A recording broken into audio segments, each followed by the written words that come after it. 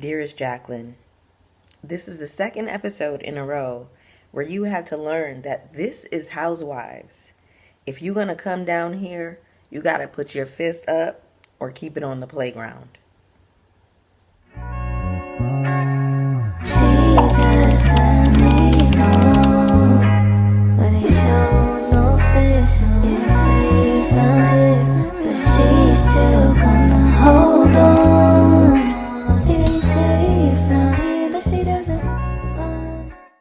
What's up, everybody? It's your girl Bonnie Scotch. Thank you so much for clicking on my video today. I wanted to bring you a review for Real Housewives of Potomac. This is season 9, episode 5. Incredible episode. Tens across the board.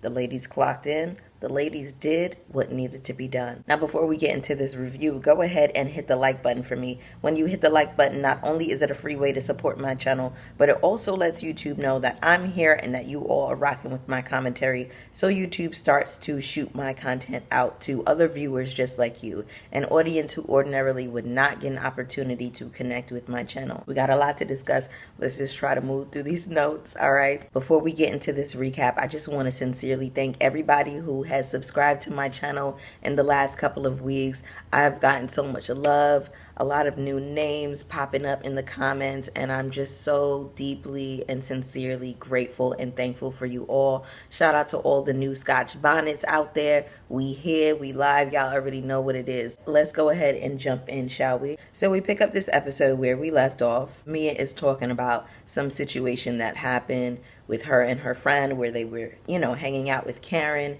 and how Karen allegedly butt dialed them and said that she wasn't going to be with Ray that night. Girl. The way we don't care. I'm here to tell you right now, we don't care. Let me tell you something. We don't. I don't care about some stale 3-year-old tea that you overheard with Karen. And the other thing about that too is y'all keep bringing up Karen's institution is so old, tired, delayed, and through. It's late. Y'all come on here looking late every week when it comes to Karen. The other thing to that is, if Karen is cheating on Ray, she ought to be. Because let me tell you something. Ray will sit up on TV and talk greasy whenever he's good and ready. They were at some therapy session and the therapist is asking him, well, do you still love Karen? And he says, well, I think I do. So Karen ought to be off on the side doing her thing. A sneaky link, a late night creep, whatever it is. Do your thing, Karen. Still got it going on. You got body. You got some money. Get out here in these streets and do your thing. Don't pay these girls no mind, child. Mia is saying that she's bringing this up to defend Jacqueline. That means that Jacqueline is weak. If she can't fight her own battles that she started with Karen, then why is she even here? Why is she here? Why did you bring her here? To get embarrassed? Jacqueline says that Karen took this itty bitty little thing that she said about her drinking. But Jacqueline, if you're really Karen's friend, why would you be bringing that up when you know she has an open case? Now, compare the way Jacqueline has been talking about Karen to the way Kiarna is conducting herself about Karen. In a confessional, Kiarna is like, well, I don't know about all of the race stuff with Karen, but I do know, like, if I lost my mom, I would be grieving crazy. I know it comes in waves. She is sticking beside Karen no matter what. That's really like how a true friend does. Like, behind closed doors, I might tell you, like, I'm thinking if this is really my friend. Behind closed doors, I'm gonna be like, okay, sister, what's going on? Do you need to go to rehab? How can I show up? How can I support you as a friend? Even if I do drag you a little bit behind closed doors and tell you that I think you're irresponsible and out of order, public facing, I'm going to be 10 toes down about you if you're really my friend. Period. And then Jacqueline, if you are really her friend, why are you bringing up this stuff knowing that she has an open case? You get what I'm saying? Ashley goes up to Mia and said that she was the MVP, and Mia says, well, she had to help her out. She had to help out her friend because she was sinking. Mia, you couldn't even help yourself when Karen was running you up off her at the Attitude Party. You ran off and cried. You not only cried, you wailed and wept in the bathroom. What are you talking about? Look at how Ashley is up under Mia and Jacqueline, now that Giselle is not here, Ashley needs to like be up under somebody. She needs to be somebody's minion. She needs to be like the little, like in all of the little cartoon movies where there's a villain, there's like a little ratty little side character that's like, I'm gonna do your task. Like they've got that evil kind of like hunched back, and they're always lurking in the shadows and looking for little evil tasks to carry out. That's Ashley. Oh, she is so ridiculous to me. We have a scene where TJ and Stacy are FaceTiming. Y'all, Stacy has grown on me so much. Can I just say that? I really like Stacy. I think she's a fab addition to the show. I really do. I like her. But I don't want to see this man. I don't want to see this man. I want to know about Stacy and her life. I want to know about why she left QVC. I want to know a little bit more about how she grew up in Detroit. I want to know why it is that she feels separate from her blackness. Because obviously she does if her daughter does not have any exposure to black women outside of herself. You get what I'm saying? There are things about Stacy that I want to know that don't involve TJ. You gotta see, y'all be having enough going on without having to bring a man in to tag along, and y'all don't really get that. You're the star, you're Barbie, he's just Ken. The ladies all stayed up until midnight to do a countdown for Wendy's 40th birthday, and then we get to the next day. Mia and Jacqueline are sitting at the pool. Mia has on a different outfit, Karen has on a different outfit. Later on at the breakfast, I realized everybody has on a different outfit except for Jacqueline. And Jacqueline has on like a new fresh face of blush. So did you put on the same musty outfit from the day before after you washed your ass, or did you not wash your ass? Jacqueline and Mia are having this conversation about Gordon. I don't give a damn about Gordon. I really don't, y'all. Sure don't. Y'all, I'm looking at Jacqueline in this scene, and she has so much blush on her face, and it's sitting like right in the center of her cheeks, so that she looks like she painted herself like a literal actual clown. Amazing. Really, really something to behold. And we get to see what Giselle is up to. She is with her daughters at their cap and gown ceremony. Very cute, but outside of this, I just wonder what Giselle is going to bring to us. We get a scene where the women are at breakfast together. Giselle called Wendy for her birthday to wish her a happy birthday. The scene actually looked genuine, and that surprised me. That actually shocked me. So I'm giving credit where credit is due. Giselle looks like she's trying in this moment, but okay. I'm not going to give it too much, but it did look genuine. Wendy says that she's happy and this is how she wanted to start her birthday, with forgiveness and love. And Jacqueline says, well, that's great that you want to forgive. You don't want to become old and bitter. And Stacy says, well, are you talking about Karen? And Kiana says, everybody, let's please give Karen a break because y'all have been letting her have it nonstop. Why would you bring up something from 3 years ago? She's now saying this to Mia. And then Kiana pops over to Karen and she's like, that was very low to me. And I'm so proud of you for how you handle things. Now we have Kiana and Mia getting into it, of course. Mia is like, well, girl, you needed a flute. And Kiana's like, no, baby, I didn't need a flute. Look at what all you got going on. You got a triangle over at your house, and that's your situation and your storyline, and you need to worry about that. Mia is saying, well, what about your drug dealer ex-boyfriend? Mia, let's pull over for a second really quick, because what about your ex-boyfriend, soon-to-be ex-husband? Didn't you say that he was a predator and he groomed you? I'd rather be with a drug dealer than with a groomer, a predator. And then we have Ashley jumping in with her apple-headed ass, talking about, well, Kiana, we did hear a rumor about you dating a guy who used to sell drugs. Baby, again, the way I would rather have a drug dealer ex-boyfriend than have a colonizer as an ex-boyfriend than have somebody who likes to SA people, somebody who's sexually aggressive towards people. Hello? Isn't it alleged that Michael has bought up the most land in Somalia? Michael was going around pinching butts. That's the one you chose. That's your ex-husband. That's your ex, Ashley. So why are you piping up about anybody's ex and what you heard? Baby, the way I would have let Ashley have it. Don't talk to me about ex-boyfriends. Let's talk about yours. Was ready to have you out on the streets. Ooh. Anyway, child. Kiarna says to Mia, well, the man that I'm with right now is a licensed social worker.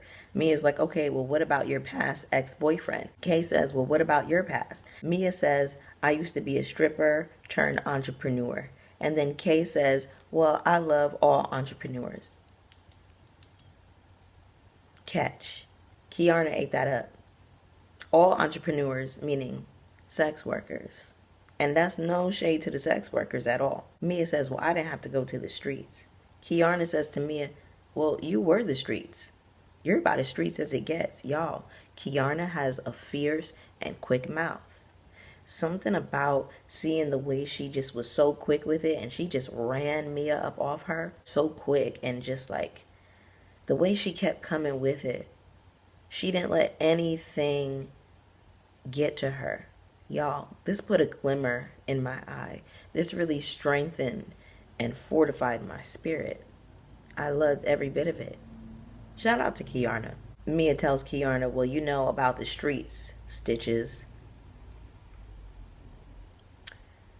Mia, this woman was violently attacked. And you have the nerve to call her Stitches? Mia is a really gruesome, ghoulish, disgusting person. She's really vile. She's violent.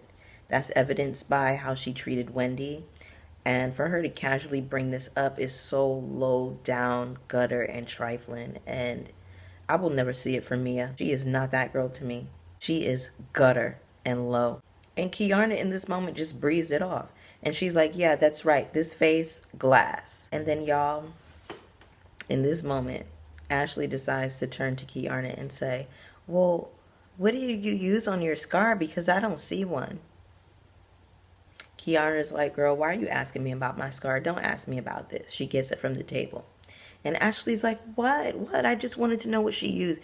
Ashley likes to do this thing where she's antagonistic, or she's going to ask a question that she knows is going to get under your skin or trigger you. And she tries to ask like, well, I was just innocently asking a question. Now, I'm not a person that condones violence or anything like that, but if you happen to get popped in your mouth, it would have been justified. See, remember when y'all were saying that Candace deserved to get popped in her mouth for what she said to Monique? Don't y'all agree that this is a moment that Ashley deserved to get popped? Because y'all like to justify violence when y'all are ready. When it's somebody that you don't like. When Candace definitely did not deserve that moment. But in any case, Ashley deserved it here. Because you know you brought that girl to the spot specifically to fight. You know that you brought her there to fight Candace, and it went the other way. She ended up fighting Kiarna. Well, actually, Kiarna beat the brakes off of her, actually. But the thing is that, Ashley, you were very much an accomplice in the melee. So for you to even ask her that and act like, oh, well, you know, she brought up that she had a skincare line, so I just wanted to know if she used it. And then Kiarna comes back to the table a short while after completely breaking on Ashley. And she's like, listen, as far as you asking me anything about my scar, don't ever do it again. And then Jacqueline is like, well, how did it even come up? And Jacqueline is like, are you okay, girl? She essentially called her a dummy. Jacqueline, you should not have come back, girl. You should not have come back. Karen says to Jacqueline, well, what's going on with you and your ex-husband? Jacqueline says, well, we've been co-parenting and we're working things out. Karen says, well, was that after the 25 convictions? Karen said, let me get in the dirt with you bitches real quick, okay? Since we gonna be mudslinging, let's really sling some mud.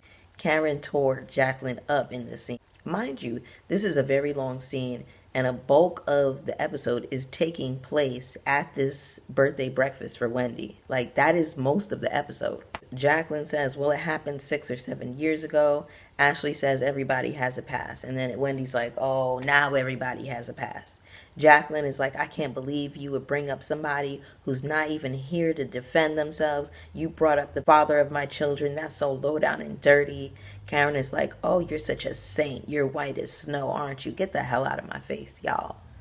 Oof. Karen really did it for me, y'all. She has been doing it for me. Yes, I've already let Karen have it for the DUI and how irresponsible that I think she is. But in terms of TV, in terms of running the girls up off her, Karen is just, she's chewing. She just is. And then we have Mia being shady towards Jacqueline in the confessional, talking about, oh yeah, girl, well, she did stick beside him behind all of them charges. This is your friend. That's your bestie. I feel like if you're going to come for Karen, she has every right to bring up whatever she wants to bring up about you. Like, this is how y'all play. This is how y'all do. Jacqueline says to Karen, you're a low down dirty shame. And Karen said, I'm God's baby. Baby, Karen gonna have a one-liner. I love that. They try to call me out my name. I'm God's baby. Yes. Loved it. Loved that. Chewed it. Jacqueline says to Karen, oh, you're going to bring up my ex. That's defamation. And then Wendy jumps up and she's like, well, y'all brought up Kiana's ex. That's defamation, y'all. Can we give it up to Wendy? I was having a hard time with Wendy for a quick second. I was having a hard time with her for a while. But she, in this scene, best supporting character. Best supporting character. She was not letting nothing slide. She shut Jacqueline down. She shut Mia down when she could. She shut Ashley down. I gotta give the girls the 10s when the 10s are due, okay? I just have to. And then we have Jacqueline, Ashley, and Mia scurrying behind the shadows to talk about Karen. Jacqueline got all this mouth for Karen behind the scenes, but you would never say any of this to her. You need Mia's help. Mia's like pulling up charges on her phone. Girl, you need too much help. Jacqueline, you was out here really dating a dirty cop, girl. I need to look up what he did. The fact that Jacqueline was even dating a cop at all. Choices. So Stacy goes up to Mia, Jacqueline, and Ashley, and she's asking them essentially, why do y'all have such a hard-on for Karen? Mia brings up all of her charges, and she's like, this is what you're defending. Stacy said that she had no idea about it, and then Stacy immediately goes to Karen and she tells them what was said. And I really appreciated Stacy in this moment, because in the confessional, she's like, if these are really the charges, I'm really concerned for Karen.